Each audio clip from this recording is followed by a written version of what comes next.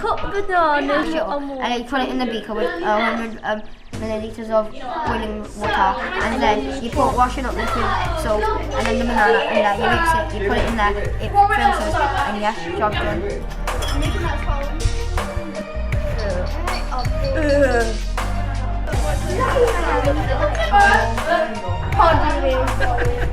What does it look like? It looks like wet bread. So what if it doesn't start? No, God, how hot would be so true. Do you want to pour this? Hold it starts to go a bit full, you need to pause and then do the rest once it's started to go through. Yeah? It touched me, it touched me. Right, so can you see there?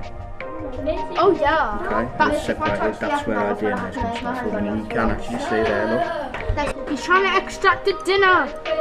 DNA. Dinner. DNA. Dinner. No. Dinner. Dang it. Right, we'll leave that for a second. DNA. DNA. Oh, I got it.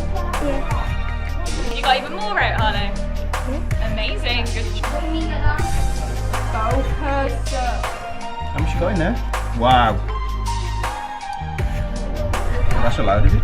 Oh. Yeah, they're spoiling fast and I can taste them out.